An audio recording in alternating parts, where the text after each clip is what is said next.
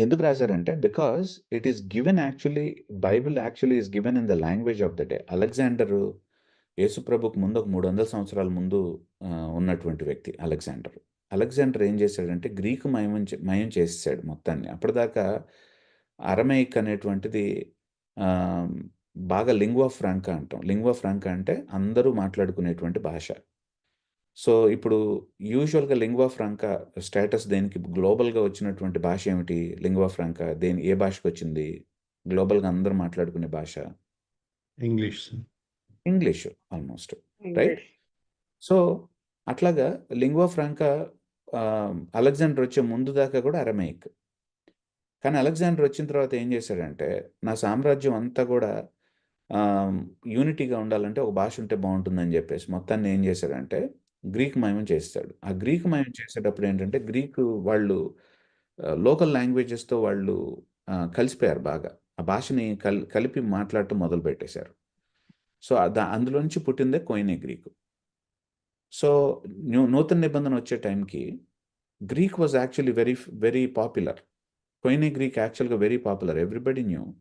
So, అట్లాంటి టైంలో ఏం చేశారంటే, నూతన నిబంధన గ్రంథకర్తలు వాళ్ళకి లేవు కదా ఇట్లాంటి కాన్సెప్ట్‌లు. మన తెలుగు రాష్ట్రాల్లో ఉన్నటువంటి ప్రసంగికులు ఫార్చునేట్‌లీ, అన్‌ఫార్చునేట్‌లీ వాళ్ళకి లేరు కాబట్టి, ఆదాము భాష హీబ్రూ లేకపోతే దేవుడి భాష హీబ్రూ అనేటువంటిది అలాంటివి లేవు వాళ్ళకి.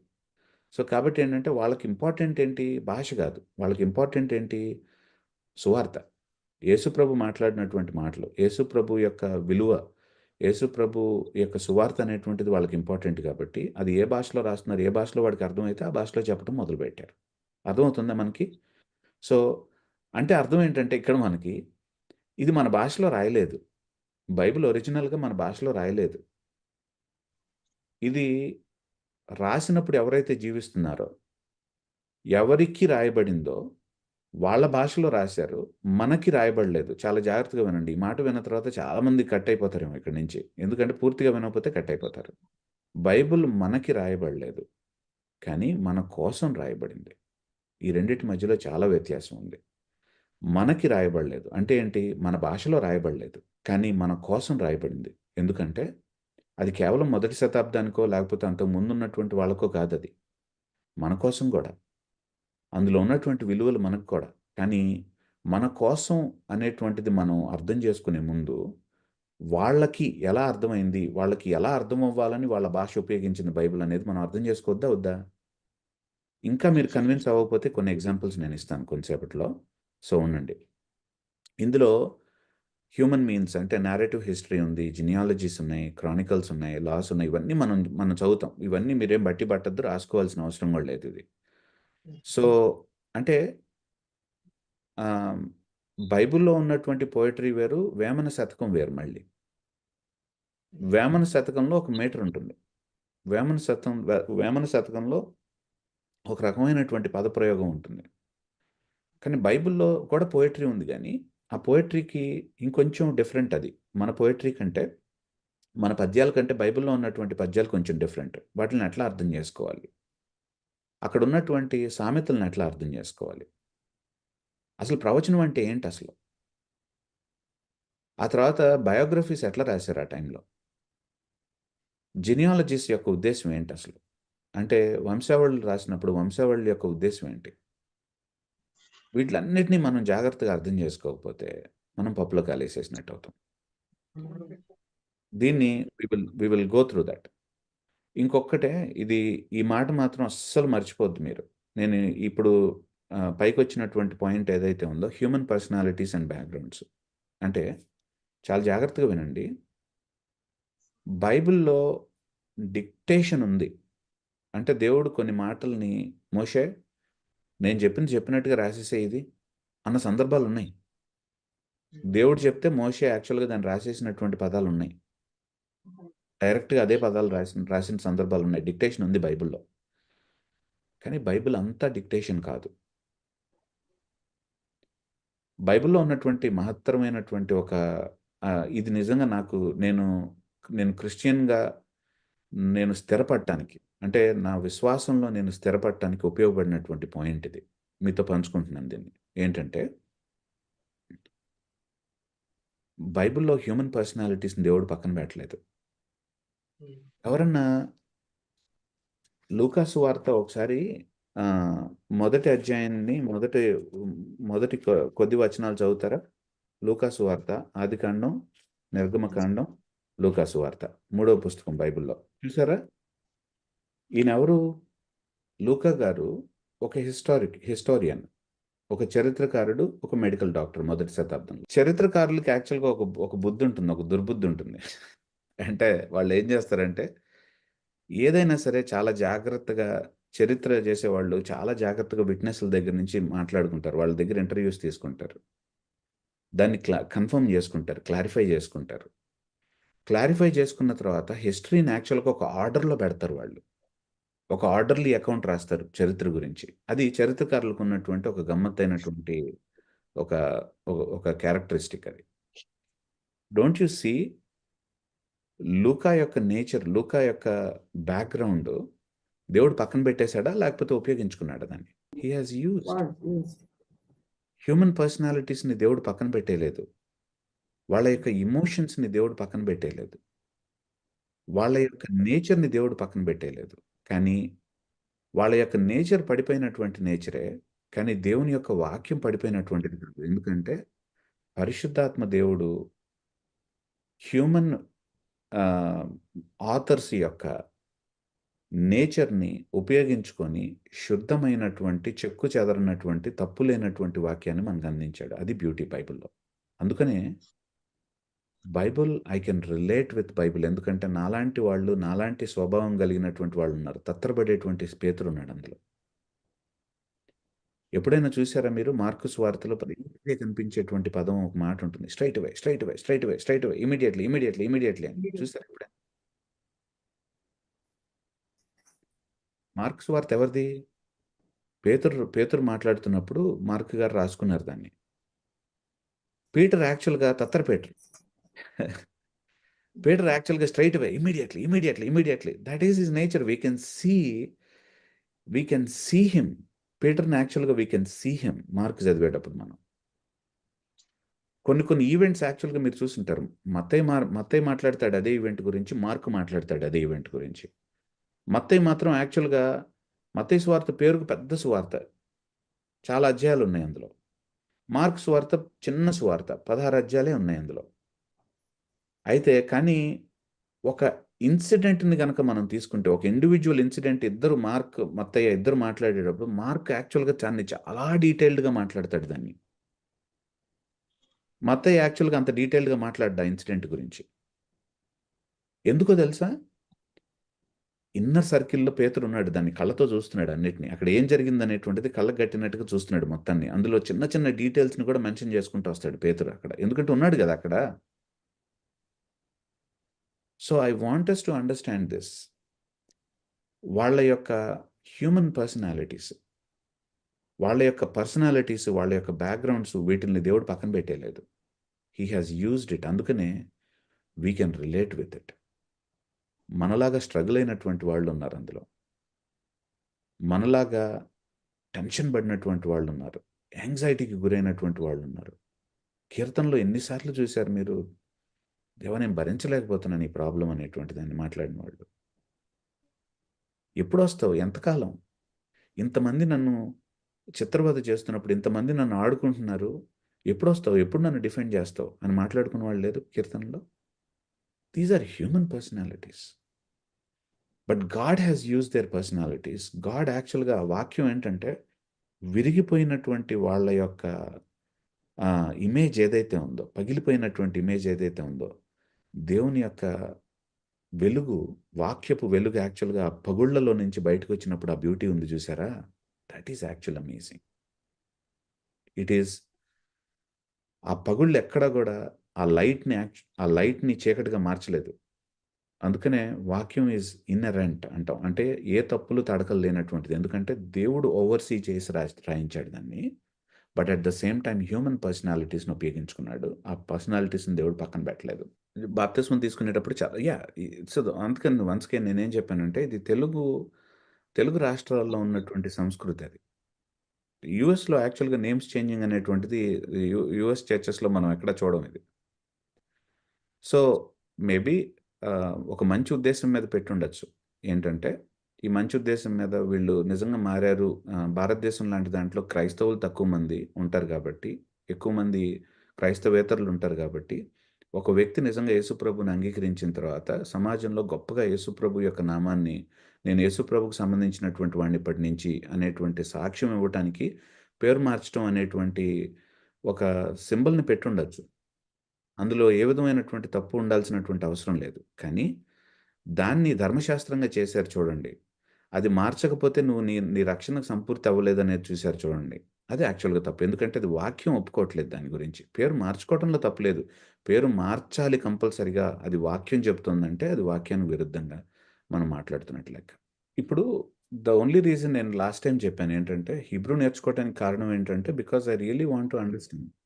వాక్యం అర్థం చేసుకోవటానికి మనందరం హెర్మెన్యూటిక్స్ జర్నీలో ఉన్నాం అని చెప్పా లాస్ట్ టైం నేను.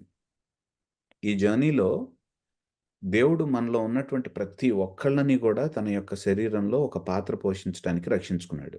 ప్రతి ఒక్కళ్ళని. ఇందులో ఏ ఒక్కళ్ళు కూడా నాకేం లేదండి. నేను యాక్చువల్‌గా అట్లా రక్షించబడ్డానండి. ప్రభు వచ్చేదాకా ఏంటంటేనండి పుస్తకాలు చదువుకొని అట్లా ఎళ్ళిపోతానండి. అట్లా కాదు మనంది.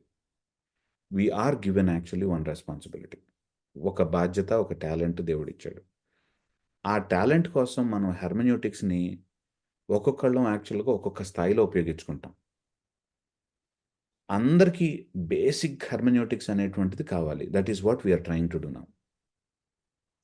అందరికీ కావాలది. మనం చర్చ్‌లో యాక్చువల్‌గా పట్టాలేసినా సరే, కుర్చీలేసినా సరే, బాత్రూమ్స్ కడిగినా సరే, ఏం చేసినా వాక్యం అర్థం చేసుకోవటం ఇంపార్టెంట్. వాక్యం ప్రొపెల్ చేసినప్పుడు మనం సర్వీస్ చేస్తున్నాం కాబట్టి, బేసిక్ హెర్మెన్యూటిక్స్ అనేటువంటిది అందరికి ఇంపార్టెంట్. కానీ అందులో మనలో కొంతమంది ఏం చేస్తారంటే, మనలో కొంతమందిని సంఘంలో వాక్య పరిచర్య చేసుకోవటానికి దేవుడు ఉపయోగించుకుంటాడు. వాళ్ళకి ఇంకొక ఆకు ఎక్కువ తినాల్సొస్తుంది హెర్మెన్యూటిక్స్‌లో. ఏంటంటే, డిక్షనరీస్‌ని ఎట్లా చూసుకోవాలి ఇట్లాంటివన్నీ. ఇప్పుడు ఇంకొంచెం ముందుకెళ్తే, నాకు ప్రత్యేకంగా దేవుడు నన్నెందుకు పిలుచుకున్నాడని అనేదంటే ట్రైనింగ్ చేయటానికి. ఆహ్, విశ్వాసుల్ని, తర్వాత పాస్టర్స్‌ని ట్రైన్ చేయటానికి, తర్వాత అకాడమీలో ఉదాహరణకి ఇప్పుడు డిక్షనరీలు రాశారు. బైబిల్ డిక్షనరీ, హీబ్రూ డిక్షనరీస్, తర్వాత గ్రీక్ డిక్షనరీస్ రాశారనుకోండి ఫర్ ఎగ్జాంపుల్. ఆ డిక్షనరీస్ రాసిన వాళ్ళు కూడా మనుషులే.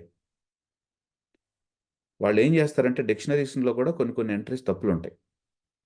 భాష బాగా నేర్చుకొని హీబ్రూ గాని, గ్రీక్ గాని భాష బాగా నేర్చుకొని లింగ్విస్టిక్స్‌లో బాగా తర్ఫీదయినటువంటి వాళ్ళేం చేస్తారంటే ఇంతకు ముందు రాసినటువంటి డిక్షనరీలో ఈ పదానికి వీడు అర్థం సరిగ్గా రాసాడా లేదా అనేటువంటి దాన్ని జాగ్రత్తగా జడ్జ్ చేసి డిక్షనరీస్‌ని కూడా చేంజ్ చేసేటువంటి ఒక ఒక ఒక పిలుపుందది.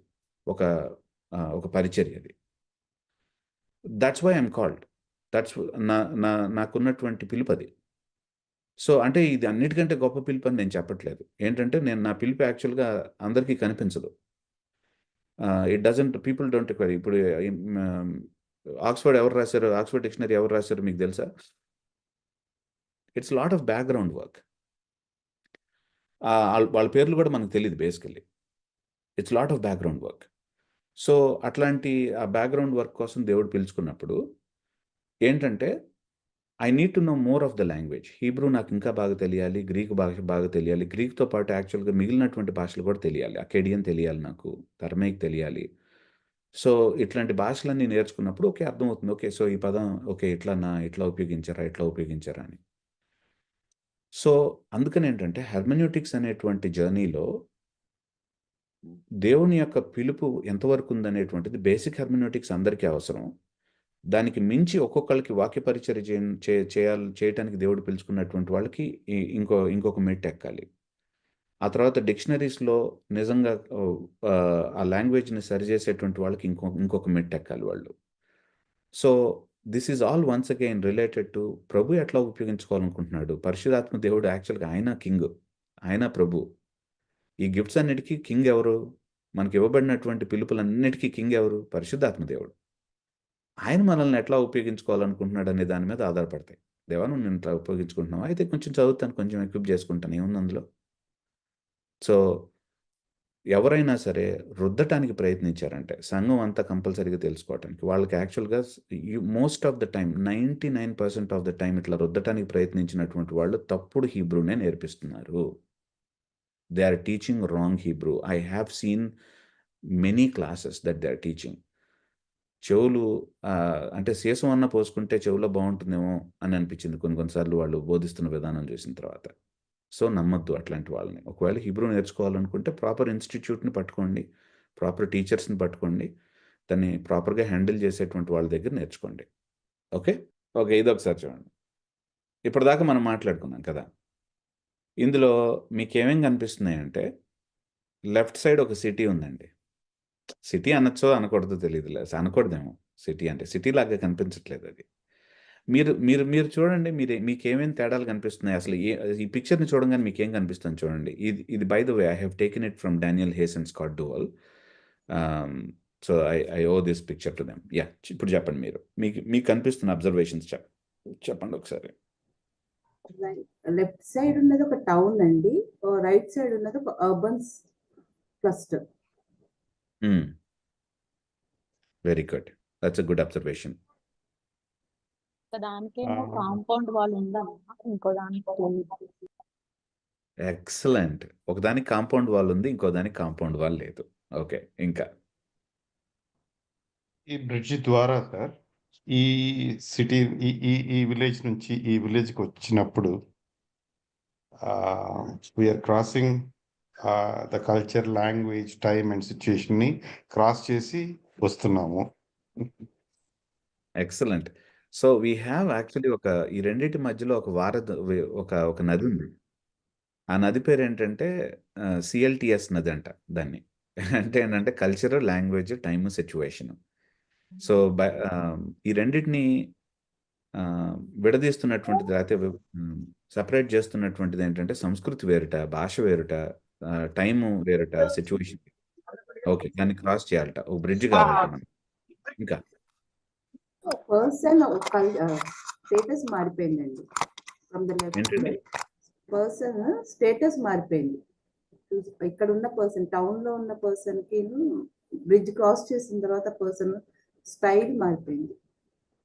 That's a beautiful one. So left side ఉన్నటువంటి వ్యక్తి ఏమో అంగీ వేసుకున్నాడు, టోపీ అదే కొంచెం తలకు పెట్టుకునేది ఉంటుంది కదా, అది వేసుకున్నాడు. తర్వాత చేతిలో తనకేముంది, స్టాఫ్ ఉంది. సో చేతిలో ఒక దుడ్డు కర్ర లాంటిది ఉంది.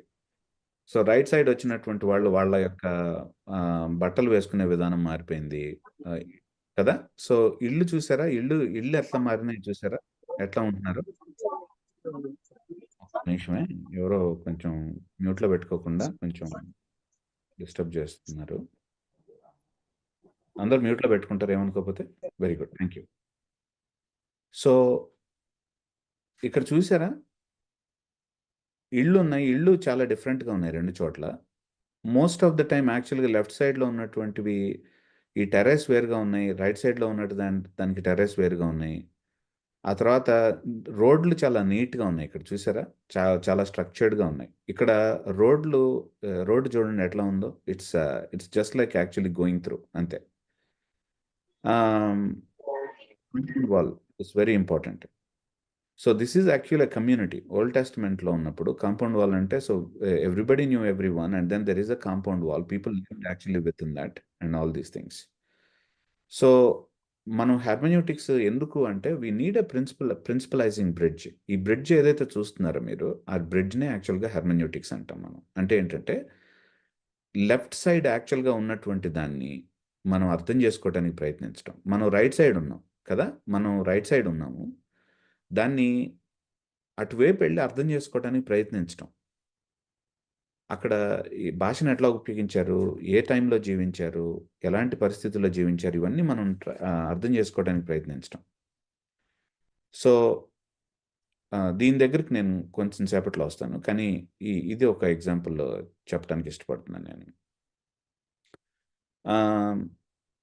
ఎవరైనా సరే ఇప్పుడు మనకి 2 సమూయేలు గ్రంథంలో ఒకసారి 10వ అధ్యాయాన్ని చూస్తారా, ఒకసారి ఓపెన్ చేస్తారా. 11వ అధ్యాయం, సారీ క్షమించండి, 11వ అధ్యాయం ఓపెన్ చేసిన తర్వాత అందులో 7వ వచనాన్ని చదువుతారా. ఇది డేవిడ్ అండ్ బత్షెబా కదా. 6, 7 వచనాలను ఎవరైనా చదవగలరా.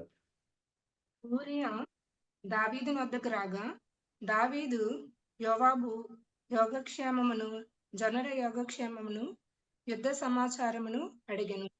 తర్వాత దావీదు ఇంటికి పోయి శ్రమ తీర్చుకొనమని ఊరియాకు సెలవీయగా ఊరియా రాజనగరులో నుండి బయలువెళ్ళెను.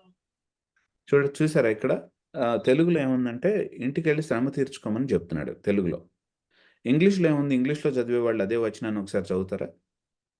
ఏమనుంది మీ దాంట్లో? 7, I'm reading, sir. When Yes. Uriah came to him, David asked him how Job was, how the soldiers were, and how the war was going. Then David said to Uriah, "Go down to your house and wash your feet." So Uriah left the place, చాలు. and a gift from ఏమన్నాడంటే the king was sent after him. Exactly. So, go down to your house and wash your feet. ఎందుకు అంటే Covid వస్తుందనా? Wash your feet. Ramesh, you are saying something but you are on mute I think. I think it's a culture there. Yeah! అంటే ఏంటి culture ఏంటి? కాళ్ళు కడుక్కొని ఇంట్లోకెళ్తారా? అంటే మనం పూర్వం ఇంట్లో ఎవరైనా చుట్టాలు అలాగే వాళ్ళకేమైనా ఉందేమో ట్రెడిషన్. ఇంటికి ఎవరైనా వచ్చినప్పుడు మనం కాళ్ళు కడుక్కోవడానికి నీళ్ళిస్తాం ఫస్ట్. కదా? ఎస్. సో, మనం ఇప్పటి వరకు మనం చూసిందంతా కూడా మన కల్చర్‌లోంచి చూస్తున్నాం దాన్ని. బట్ హీబ్రూలో కాళ్ళు కడుక్కోవటం అంటే యాక్చువల్‌గా sleep with your wife. That's what it means. David is saying that you go and make sure that you sleep with your wife. It's called euphemism. Euphemism అంటే ఏంటంటే వన్స్ అగైన్ యూఫమిస్టిక్ ప్రతిసారి కాళ్ళు కడుక్కున్న ప్రతిసారి they had intimate relation with others అని కాదు point. హెర్మెనెటిక్స్‌లో అది మనం నేర్చుకోవాలి. The context is very specific here. యూఫమిస్టిక్‌గా మాట్లాడతారు. ఏంటంటే బైబిల్‌లో they don't really talk about మనం కూడా తెలుగులో కూడా చాలా సార్లు కఠినమైనటువంటి పదాలు కొన్ని ఉన్నప్పుడు వి డోంట్ రియల్లీ సే చూసారా ఆదాము తన భార్యని ఎరిగెను అని ఉంటుంది. ఆదాం తన భార్యని ఎరగగా యాక్చువల్‌గా వాళ్ళకి పిల్లోడు పుట్టాడు అని ఉంటుంది. ఎరగడం అంటే ఏంటి? మనం ఏమనుకుంటాం? నోయింగ్ హిస్ వైఫ్ అంటే బేసికల్లీ వి థింక్ తెలుసుకున్నాడు. తెలుసుకున్నాడని. బట్ తెలుసుకుంటే పిల్లలు పుట్టడం ఏంటి? No, we don't really use euphemisms అంటే ఏంటంటే డైరెక్ట్‌గా మాట్లాడలేనటువంటి పదాలు ఏవైతే ఉంటాయో కొన్నిసార్లు మనం ఆ డైరెక్ట్‌గా మాట్లాడలేనటువంటి పదాలని యూఫమిస్టిక్ లాంగ్వేజ్‌లో మాట్లాడతాం. సో, ఆ యూఫమిజం అంటే ఏంటంటే డేవిడ్ ఈస్ సేయింగ్ ఎందుకంటే ఆల్రెడీ జరిగిపోయింది. ఇక్కడ కాళ్ళు గాలిన పిల్లిలాగా ఉన్నాడు దావీదు. తప్పు జరిగిపోయింది అక్కడ. పిల్లోడు పుడుతున్నాడు. యురయా చూస్తుంటేనేమో చాలా కాలం నుంచి బయటున్నాడు. ఇప్పుడు ఎలాగా దీన్ని కప్పిపుచ్చాలంటే యురయాని పిలిపించాడు డైరెక్ట్‌గా. "ఎళ్లి నీ భార్యతో కూడా" ఎందుకంటే ఇప్పుడు నువ్వు వచ్చున్నావు గదా! నీ భార్యతో ఉన్నావు కాబట్టి నీకు పిల్లోడు పుట్టినప్పుడు నువ్వు రేపు నీ భార్యని నువ్వు ఆహ్, బ్లేమ్ చేయాల్సినటువంటి అవసరం లేదు. ఆమెను రాళ్ళతో కొట్టి చంపాల్సిన అవసరం లేదు. సో, డేవిడ్ ఈస్ యాక్చువల్లీ కాళ్ళు గాలిన పిల్లలాగా somehow actually he is trying to cover up the whole thing. He is trying to cover up the whole thing. And he is saying that "hey, go and sleep with your wife man." Even honestly sleep with wife అనేటువంటిది కూడా యూఫమిజమే. చూసారా మీరు? సో, that's the point I'm trying to make here. Do you understand now the language difference? And how, Ramesh, actually we see మన Indian కల్చర్‌లో కాళ్ళు కడుక్కోవడానికి నీళ్ళిస్తాం మనం. ఎలా మన కల్చర్‌ని మనం తీసుకొస్తున్నాం కూడా చూస్తాం. వాక్యం దగ్గరికొచ్చేటప్పుడు. We are bringing మన కల్చర్‌ని we bring actually to the word and then we try to. But if you understand what he is saying, oh, that makes sense. Actually, David is in a massive cover-up project right now. He is trying somehow శత విధాలా ప్రయత్నిస్తున్నాడు ఎట్లాగో అట్లా చేయమని. కానీ Uriah మాత్రం పోవట్లేదు. తాగించి యాక్చువల్‌గా "ఎళ్లి ఇప్పుడు తాగావు కదా! ఇప్పుడు ఎళ్ళని" మత్తులో పంపిస్తే ఎళ్తాడేమో అనుకున్నాడు. కానీ యురయా మాత్రం ఎళ్ళట్లేదు. ఎందుకు? Who is Uriah? What is the name of Uriah? Uriah నేమ్‌కి అర్థం ఏంటి? He is the light of Yahweh. Ur means actually light. Yah means Yahweh. Short form for Yahweh. And he's saying David actually is in sin. He is in darkness. But this man actually is the light of Yahweh. డేవిడ్‌కి ఉండాల్సినటువంటి concern light of యాహ్వేకి ఉంది. And this man is really not willing to go home. He is saying that "no, I'm not going home. I'm not going home." నువ్వు తాగిపిచ్చినా నువ్వేం చేసినా సరే I have single minded focus. And guess what? మీరు అనుకుంటారేమో మత్తయి సువార్త జినియాలజీ రాసినప్పుడు Bathsheba పేరుంది మొదటి అధ్యాయంలో అని. ఎప్పుడైనా నోటీస్ చేశారా? బత్షెబా పేరు ఉండదు అందులో. యురాయా పేరు. ఉరియా భార్య. ఉరియా భార్యతో దావీదు కలిగినటువంటి సంతానం. He found his place in the genealogy of Jesus Christ. King Jesus genealogyలో this light of Yahweh పేరుంది. Why is Matthew saying that word? మత్తయి ఎందుకు మాట్లాడుతున్నాడు? యురాయా పేరు ఎందుకు రాస్తున్నాడు అక్కడ? ఎందుకంటే he is saying that దేవుని బిడ్డగా ఉండాల్సినటువంటి దావీదు ఉండలేదు. హిత్తీయుడైనటువంటి యురాయా దేవుని బిడ్డగా ప్రవర్తించాడు. అంటే ఇన్సైడర్స్ అవుట్ సైడర్స్ లాగా బిహేవ్ చేస్తున్నారు. అంటే దావీదు ఇన్సైడర్ యాక్చువల్గా, దేవుని యొక్క కవెనెంట్, దేవుని యొక్క నిబంధన జనాంగంలో ఇన్సైడర్ అవుట్ సైడర్ లాగా బిహేవ్ చేస్తున్నట్ట. కానీ అవుట్ సైడర్ అయినటువంటి హిత్తీయుడైనటువంటి యురాయా ఇన్సైడర్ లాగా బిహేవ్ చేస్తున్నట్ట. జినియాలజీలో మాథ్యూ చెప్తున్నటువంటి మాట. అండ్ హీ సెయింగ్ దట్, అరే యూదులారా, మీకు అర్థమవుతుందా?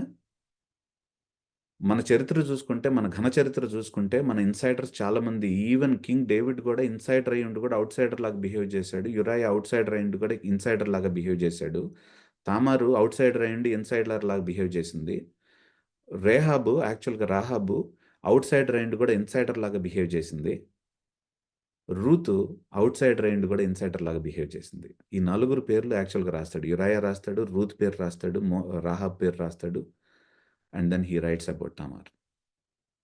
And he's saying to the fellow Jewish people, let's not make the same mistake.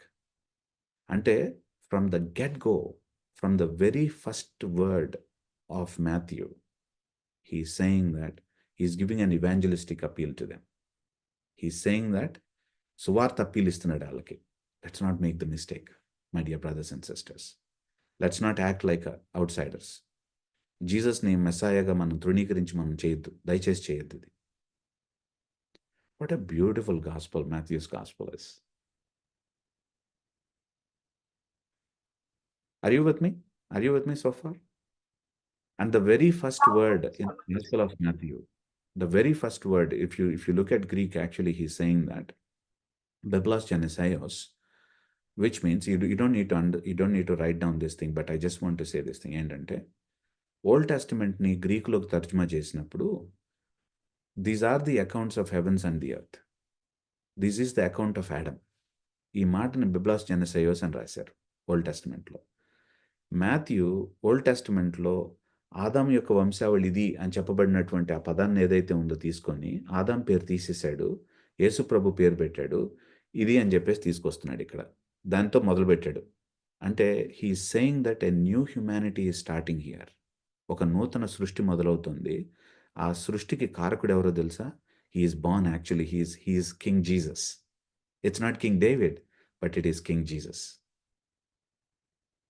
What a beautiful expression of, like ఇంతకంటే యేసు ప్రభుని ఎంత బ్యూటిఫుల్గా ఎక్స్ప్రెస్ చేయగలమా మనం?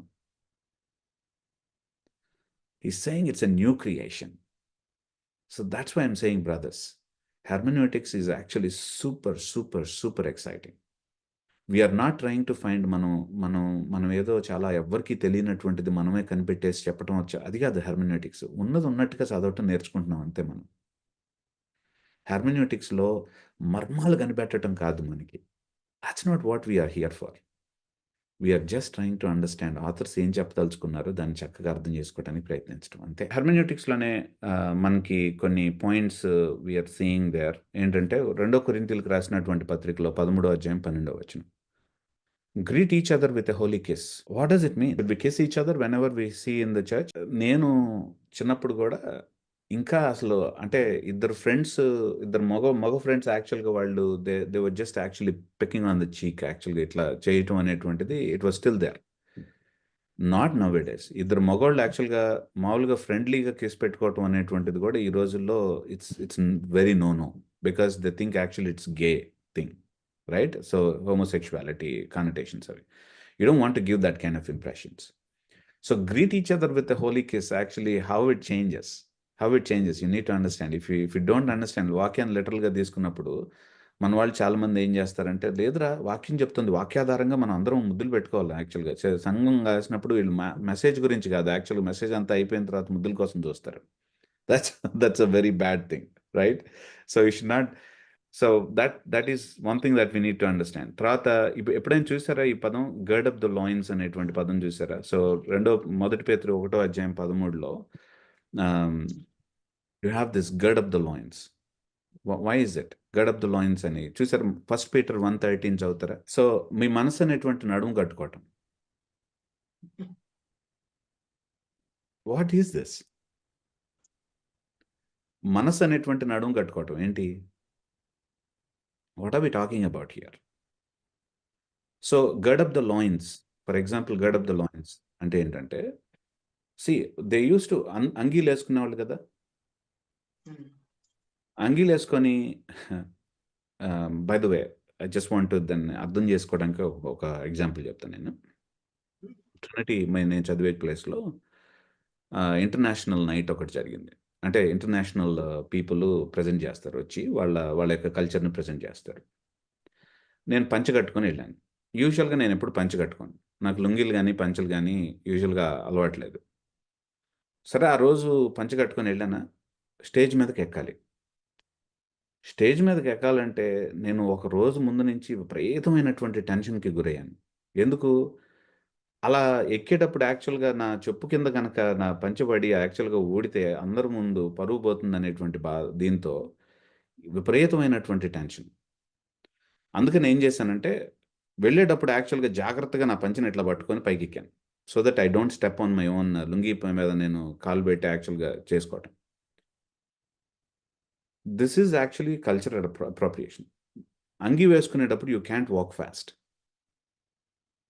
So gird up the loins అంటే ఏంటంటే, అంగి వేసుకునేటువంటి వాడు ఒక టైప్ ఆఫ్ పాస్చర్ పెట్టుకుంటాడు. ఏంటంటే if he needs to walk fast, he needs to దాన్ని బిగించాల్సినటువంటి అవసరం ఉంది. ఎందుకంటే సో దట్ అది కాళ్ళకు అడ్డుపడి స్లో డౌన్ చేయకుండా ప్రాసెస్, లేకపోతే కింద పడకుండా they have to gird up. ఎందుకంటే if they are doing something important, అర్జెంటుగా చేయాల్సినటువంటిది, ఇంపార్టెంట్గా చేయాల్సినటువంటిది ఏదైతే ఉందో, మన భాషలో కూడా అంటాం, నడుము బిగించాడు రా వీడు చేయటానికి మాత్రం అంటాం లేదా? ఏంటది అర్థం? Because you are trying to do, ఇది ఎట్లాగైనా సరే నేను చేయాలి, ఇది అర్జెంటుగా నేను చేయాలి అనేటువంటి విషయం ఏదైతే ఉందో. పీటర్ ఏమంటున్నాడంటే, యేసు ప్రభు యొక్క విలువలతో మనం బ్రతకటం అనేటువంటిది ప్రతి క్రైస్తవుడికి నడుం బిగించాల్సినటువంటి సమయం వచ్చింది అంటాడు. He is saying that he is also bringing that actually from the old testament. ఏంటంటే వాళ్ళు they girded up the loins. Passover అప్పుడు ఈజిప్ట్లో నుంచి బయటికి వెళ్ళాలి, ఇంక ఈజిప్ట్లో ఉండటానికి ఆస్కారం లేదు, ఇంకా చాలు, ఇక ఐగుప్తుకి సంబంధించినటువంటి సంస్కృతి, బయటికి పదంట్రా, gird up the loins and then రా. పేతురు అదే మాటను తీసుకొచ్చి మాట్లాడుతున్నాడు. ఏంటంటే ఇట్స్ ఎనఫ్. దుష్టుని యొక్క సామ్రాజ్యం, దుష్టుని యొక్క విలువలతో మనం బతికింది చాలు. Let's move forward, let's walk out, let's actually have this value system of Jesus Christ. అంటే ఇందులో 2 రకాలైనటువంటి లేయర్స్ని చూసాం మనం. మొదటి శతాబ్దంలో వాళ్ళు వేసుకున్నటువంటి బట్టలు ఏదైతే ఉందో దానికి సంబంధించింది. ఆ తర్వాత వాళ్ళకి తెలిసినటువంటి ఓల్డ్ టెస్టమెంట్ చరిత్ర ఏదైతే ఉందో, పాస్ ఓవర్ అంటే పస్కాకి సంబంధించినటువంటి చరిత్ర ఉందో, దానికి సంబంధించినటువంటి అంశాలు ఉన్నాయి. పేతురు ఏమంటున్నాడంటే ఈ రెండింటిని పట్టుకొని ఈ saying that let's gird up the loins. అర్థమవుతుందని నేను చెప్పేది? అంటే ఇవన్నీ నేను ఎందుకు హైలైట్ చేస్తున్నానంటే, because we need to understand there is a gap between them and us. ఆ పాయింట్ని మనం we need to really I want to drive home that point. So let's move forward once again to promised. ఇప్పుడు geographical distance గురించి మాట్లాడుకుందాం మనం. Promised land for example. So geographical డిస్టెన్స్లో చాలామంది ఏమంటారంటే పాలుతేనలు ప్రవహించే దేశం అండి, పాలుతేనలు ప్రవహించే దేశం అని చెప్పేసి అంటారు, విచ్ ఇస్ రైట్. యాక్చువల్గా పాలుతేనలు ప్రవహించేటువంటి దేశం అంటే, నేను యూజువల్గా కొత్తల్లో వచ్చినప్పుడు ఏమనుకునేవాడిని అంటే, నిజంగానే పాలు తేనెలు ప్రవహించే దేశం అంటే పాలు ప్రవహిస్తాయేమో అనుకునేవాడిని నేను. అంటే మనం లిటరల్గా ఆలోచిస్తాం కదా అట్లాగా.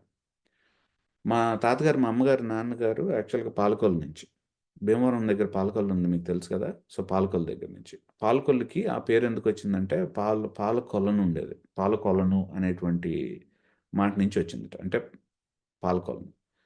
నేను చిన్నప్పుడు ఎట్లా ఊహించుకునేవాడిని అంటే, కొలను అంటే బేసికలీ ఏంటంటే అదొక చెరువు, ఓ పాలతో ఉండే చెరువు ఉండేదని. ఎందుకంటే మనకి హిందూ మెథాలజీలో కూడా క్షీర సముద్రం అంటాం, అంటే పాల సముద్రం. కానీ ఒకసారి ఆలోచించండి, పాలు ఎక్కడి నుంచి వస్తాయి? ఆవు నుంచో గేదె నుంచోనే కదా. అంతేగాని పాలు యాక్చువల్గా పాలతో కూడినటువంటి బావి కానీ పాలతో కూడినటువంటి చెరువులు కానీ ఉంటాయి ఎక్కడైనా ముంచుకొని వచ్చేసేయటానికి? It doesn't work that way. So promised land, పాలు తేనెలు ప్రవహించేటువంటి దేశం అంటే కూడా మనం కొంచెం డిఫరెంట్గా అర్థం చేసుకోవాలి. We need to understand properly. అంటే సమృద్ధి కలిగినటువంటి దేశం అనేది మాత్రమే కాదు. We need to understand there is something else. ఇక్కడ ఏంటంటే ఇందులోకి మనం ఇంకొంచెం వస్తాం. నెక్స్ట్ టైం వచ్చినప్పుడు ఇంకొంచెం we will talk about the map there. ఒక 5 డిఫరెంట్ రీజియన్స్ ఉన్నాయి ఇక్కడ. మధ్యధరా సముద్రం చూస్తున్నారు. మధ్యధరా సముద్రానికి ఆనుకున్నంతా కూడా కోస్తా ప్రాంతాలు ఇవన్నీ కూడా. ఈ కోస్తా ప్రాంతాలంతా కూడా ఫిలిస్తీన్లు ఉన్నటువంటి ప్రాంతం అది. ఫిలిస్తీన్లు ఆక్యుపై చేశారు కోస్తా ప్రాంతం అంతా కూడా. ఈ కోస్తా ప్రాంతం పక్కన ఇక్కడ ఒకటి ఉంది చూసారు, ఇది ఏం కనిపిస్తుంది మీకు ఇక్కడ? అంతా కనిపిస్తుంది. Central mountain range. అంటే ఏంటి అవి అసలు? మౌంటైన్స్ ఎక్కువ ఉండొచ్చు. మౌంటైన్స్ ఎక్కువ ఉన్నాయి కదా. జెరూసలేం చూసారా మౌంటైన్స్ మీద ఉంది. సో కీర్తనలో let's go up to Jerusalem అంటారు, విన్నారు ఎప్పుడైనా? ఎందుకంటారు let's go up to Jerusalem? ఎందుకంటే because it's a peak, actually they have to go up. కొండ మీదకి వెళ్ళాలి వాళ్ళు. Let's go up to Jerusalem అంటారు. సో ఫిలిస్తీన్లేమో ఇక్కడ ఉన్నారు, ఇజ్రాయలీలేమో ఈ మౌంటైన్ రీజియన్స్లో ఉన్నారు. వీళ్ళిద్దరికి ఫైటింగ్ కావాలంటే ఇక్కడ షఫేలా అనేటువంటి లో ల్యాండ్స్ ఒకటి ఉంటాయి అనమాట, అక్కడికి వస్తారు ఫైటింగ్ చేసుకోవటానికి. ఫైటింగ్ అయిపోయిన వెంటనే వీళ్ళు ఇటు వెళ్ళిపోతారు, వీళ్ళు ఇటు వచ్చేస్తారు మళ్ళీ. we need to understand, if we need to understand, we definitely have to understand these kind of things. ఇప్పుడు Samaritan women ఉన్నటువంటి ప్లేస్ సమ్వేర్ అరౌండ్ హియర్, సమరయ స్త్రీ ఉన్నటువంటి women. కానీ యూదులు యాక్చువల్గా సమారిటన్స్ ఉన్నటువంటి ప్లేస్కి వెళ్లకుండా వీళ్ళు కోస్తా ప్రాంతాల్లో నుంచి ఇట్లా అన్నా వెళ్ళేవాళ్ళు, లేకపోతే వీళ్ళు యాక్చువల్గా ఇటు నుంచి అన్నా వెళ్ళేవాళ్ళు. ఇది పెద్ద రౌట్ యాక్చువల్గా, కానీ ఇట్లా అన్నా వెళ్ళేవాళ్ళు, లేకపోతే ఇట్లా అన్నా వెళ్ళేవాళ్ళు, ఎందుకంటే వాళ్ళకి సమరయ ప్రదేశం నుంచి వెళ్ళటం ఇష్టం లేదు. బట్ యేసు ప్రభు యాక్చువల్గా he goes straight through. Why does he go? మనం గాస్పల్స్ని చదవటానికి చేసినప్పుడు we will understand some of the terminology there. But I hope your understanding. First of all ఏంటంటే, నా మెయిన్ పాయింట్, దీన్ని చూపించడానికి నా మెయిన్ పాయింట్ ఏంటంటే, you need to understand first of all, this is not an easy land to go through. మౌంటైన్స్గా ఉన్నటువంటి region, ఇక్కడ transportation is very difficult. ఆ తర్వాత పంటల్ని పండించడం చాలా డిఫికల్ట్ ఇక్కడ. అర్థమవుతుందా నేను చెప్పేది మీకు? ఈ మాట మీరు కనుక నన్ను నమ్మటానికి ఇష్టం లేకపోతే ద్వితీయోపదేశ కాండం చూడండి. ద్వితీయోపదేశ కాండం 11వ అధ్యాయం 10 నుంచి 12 వచనాల్లో ఏమంటారు చూడండి ఒకసారి. ఇక్కడ ఏమంటాడంటే, for the land that you are entering to possess is not like the land of Egypt. ఇది ఐగుప్తు లాంటిది కాదుట. మీరు ఎక్కడి నుంచి వచ్చారో అది ఐగుప్తు లాంటిది కాదు. ఎందుకంటే ఐగుప్తులో ఏం చేసేవాళ్ళు అంటే, మీరు విత్తనాలు విత్తేవాళ్ళు, where you sowed your seed and irrigated on foot. అంటే మీరు కాళ్ళ మీద నడిచి యాక్చువల్గా దాన్ని సాగు చేశారు ఆ భూమిని. ఎందుకు? అక్కడ ఏమి పర్వతాలు ఏమి లేవు, చక్కగా నీట్గా పల్లంగా ఉన్నటువంటి ల్యాండ్ అదంతా కూడా. లైక్ ఎ వెజిటబుల్ గార్డెన్, ఏదైతే చక్కటి గార్డెన్ లాగా మీరు అక్కడ నాటుకున్నారు. కానీ but the land that you are crossing the Jordan to possess is a land of mountains and valleys that drinks in the rain from heaven. అది వర్షాధారితమైనటువంటిది. అక్కడ నైల్ లాంటి ఐగుప్తుని మనం నైల్ నది వరప్రసాదం అంటాం కదా. నైల్ లాంటి చక్కగా ఉన్నటువంటి నదులు లేవు అక్కడ. సో మీరు సాగు చేసుకోవటానికి ల్యాండ్ అంత ఈజీగా ఉండదు అక్కడ. It is a land for which the lord your God cares. ఈ ల్యాండ్ అంతా కూడా సాగు చేసుకోవటానికి ఐగుప్తులాగా అంత చక్కగా సేద్యం చేసుకోవడానికి అంత ఈజీగా లేకపోయినప్పటికీ కూడా నీ దేవుడు అనే యెహోవా కళ్ళు అక్కడ ఉంటాయట. From the beginning to the end of the year. అంటే ఆ ల్యాండ్లోకి ఎందుకు అడుగు పెడుతున్నారో తెలుసా? The very fact that they are entering the land is to live a life of faith or trust in Jehovah. అక్కడ ఎకనామిక్ సర్ప్లస్ ఉండదు. ఎందుకు? ట్రాన్స్‌పోర్టేషన్ లేదు గదా! ట్రాన్స్‌పోర్టేషన్ లేదు. సో, కాబట్టి ఏంటంటే, మనం జాగ్రత్తగా ఒక ప్లేస్ నుంచి ఇంకో ప్లేస్‌కి రవాణా చేయటం అనేటువంటిది కష్టం. పండించినటువంటి పంటలు. మిలిటరీ ఫోర్సెస్‌ని మనం చేయలేము. ఎందుకంటే మిలిటరీ ఫోర్సెస్ గావాలంటే మనకి హార్సెస్ ఉండాలి. చారియట్స్ ఎళ్ళగలగాలి. కానీ రథాలు వెళ్ళగలిగినటువంటి ప్రదేశం కాదు. ఈ ప్రదేశంలో మనకి సెక్యూరిటీ కావాలన్నా, మనం తిండి బట్టలు కావాలన్నా, సమృద్ధిగా కావాలన్నా సరే, ఒకటే ఒకటిట మార్గం వాళ్ళకి. ఏంటంటే, యెహోవా మీద ఆధారపడటం. ఆయన మీద ఆధారపడటం అనేటువంటిది మాత్రమే వాళ్ళు చేయగలిగినటువంటిది. ఆయన మీద విశ్వాసం చూపిస్తే వాళ్ళు సమృద్ధిగా తింటారు. వాళ్ళకి సమృద్ధిగా వేరే రాజ్యాల నుంచి ప్రొటెక్షన్ ఉంది.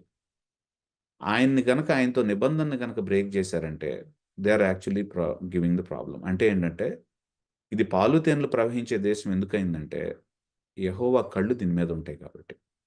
ఇది ఎవరికి పాలు తేనెలు ప్రవహించే దేశం అంటే, యెహోవా మీద విశ్వాసంతో నడిచేటువంటి వాళ్ళకి పాలు తేనెలు ప్రవహించే దేశం ఇది. Are you guys understanding so far? అర్థమవుతుందా ఇది? ద వెరీ ఫ్యాక్ట్ ఈ ల్యాండ్‌లోకి ఎందుకు తీసుకొచ్చాడంటే, to teach them faith lessons. విశ్వాసపు పాఠాలను నేర్పించడానికి.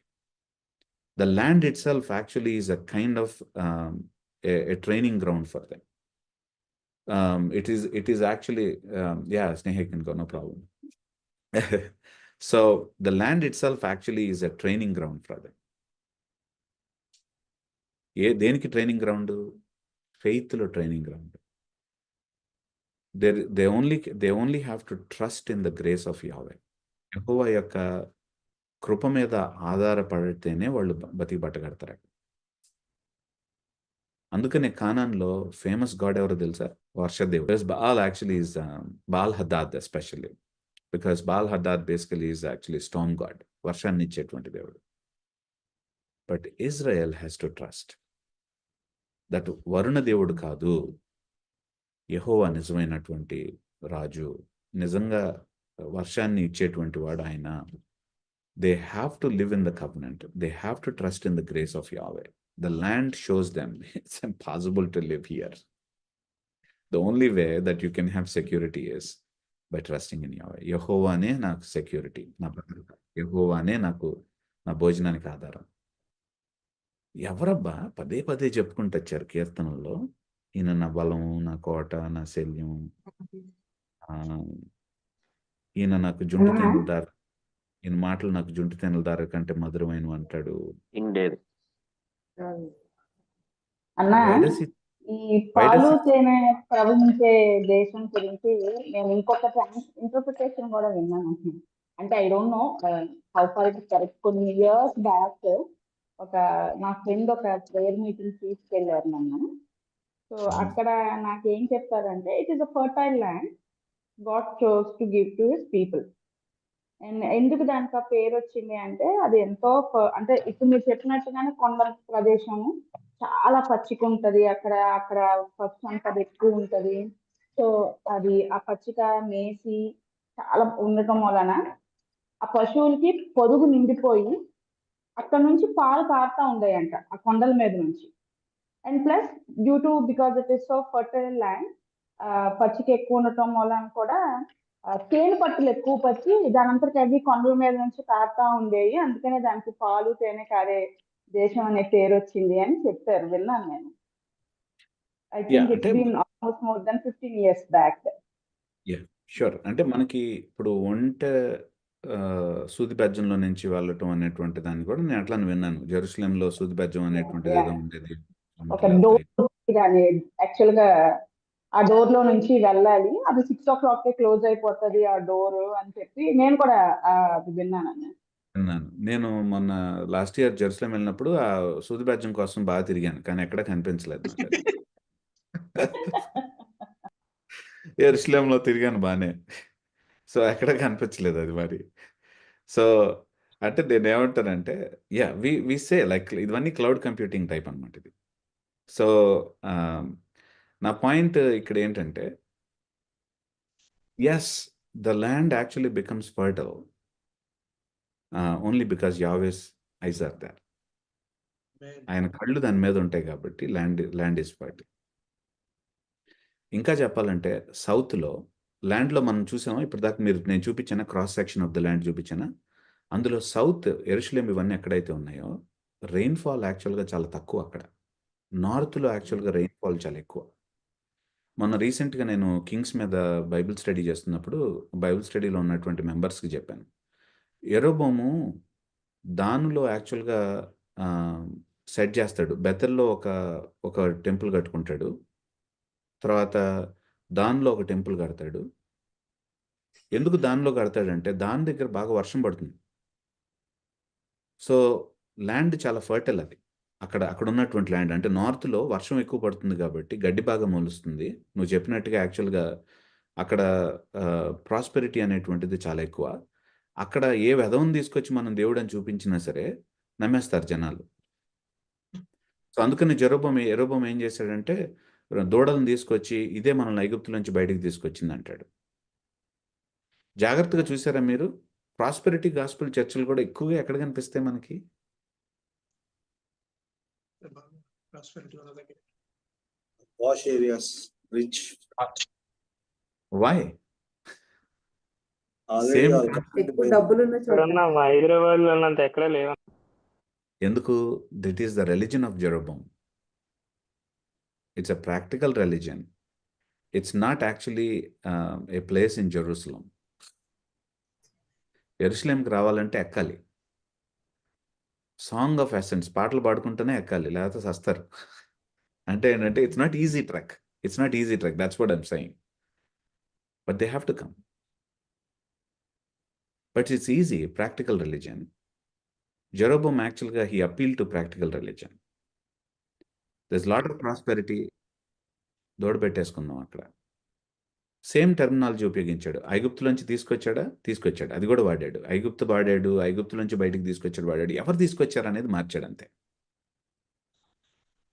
వీ ఆల్సో హ్యావ్ ప్రాస్పెరిటీ గాస్పెల్స్లో కూడా మనం కూడా సండే గ్యాదర్ అవుతాం, వాళ్ళు సండే గ్యాదర్ అవుతారు. మనం కూడా పాటలు పాడుకుంటాం ఫస్ట్, వాళ్ళు పాటలు పాడుకుంటారు. మనం కూడా ప్రార్థన చేసుకుంటాం, వాళ్ళు ప్రార్థన చేసుకుంటారు. మనం బైబిల్ ఓపెన్ చేస్తాం, వాళ్ళు బైబిల్ ఓపెన్ చేస్తారు. కానీ ఓపెన్ చేసిన తర్వాత ఏం చెప్తారు అనేటువంటి దగ్గరే difference. We need to understand the religion of Jeroboam. So once we understand the geographical ల్యాండ్స్కేప్ని మనం అర్థం చేసుకున్న తర్వాత, జియోగ్రఫీని మనం ప్రాపర్గా అర్థం చేసుకున్న తర్వాత, we have actually lot of good lessons from the text it self. మనకి టెక్స్టే ఇచ్చేటువంటి అద్భుతమైనటువంటి పాఠాలు ఉంటాయి. That's the point I'm trying to సే. ఇప్పుడు మనకి దాన్ అనేది ఎక్కడ ఉందో కనుక తెలిస్తే మనకు అర్థమవుతుంది, ఓకే ఈ లొకేషన్లోనే ఎందుకు పెట్టాడు అనేటువంటి ప్రశ్నలు మనం వేసుకోవచ్చు. బెతల్లో ఎందుకు పెట్టాడు అనేటువంటి ప్రశ్న మనం వేసుకోవచ్చు.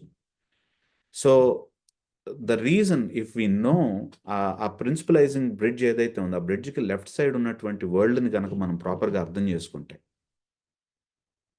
ఆ నదికి అవతల ఉన్నటువంటి లెఫ్ట్ సైడ్ ఉన్నటువంటి దాన్ని కనుక మనం ప్రాపర్గా అర్థం చేసుకుంటే, యువతలు మనం ఈజీగా దాటచ్చు, యువతలు మనం ఈజీగా అప్లై చేసుకోవచ్చు దాన్ని. సో చాలామంది చేసేటువంటి పొరపాటు ఏంటంటే without understanding that they try to understand here.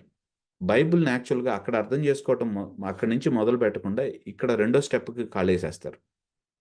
ఏంటంటే what is it really trying to say there?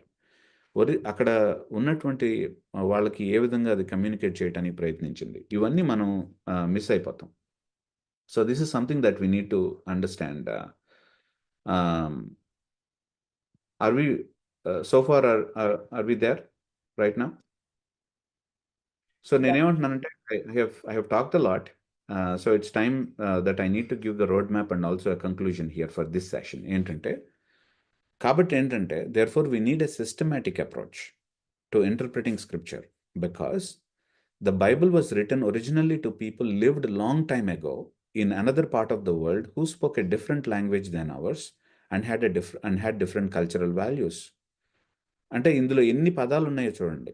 ఇందులో మీరు అండర్లైన్ చేసుకోవాల్సినటువంటి పదాలు కొన్ని ఉన్నాయి. ఏంటంటే Bible was written originally people lived long time ago. చాలా సమయం క్రితం చాలా కాలం ముందున్నటువంటి బ్రతికినటువంటి వాళ్ళకి ఒరిజినల్గా రాయబడింది. వాళ్ళు వేరే ప్రదేశంలో జీవించారు, వేరే భాషను మాట్లాడారు, డిఫరెంట్ సంస్కృతులు వాళ్ళకి ఉన్నాయి.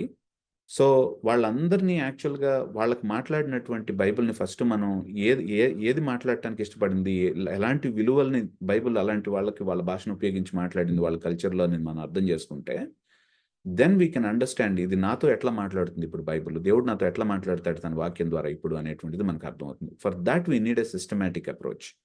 చక్కటి అప్రోచ్ మనకు కావాలి, సిస్టమేటిక్ అప్రోచ్ మనకు కావాలి. So without an organised approach, ఇట్లాంటి అప్రోచ్ కనుక లేకపోతే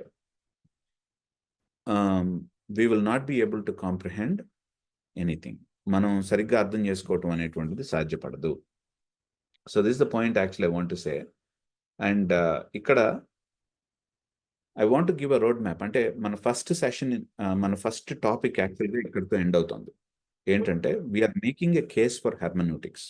ఎందుకు హెర్మెనూటిక్స్ అవసరం అనేటువంటి దాన్ని కేసు చేస్తున్నాము.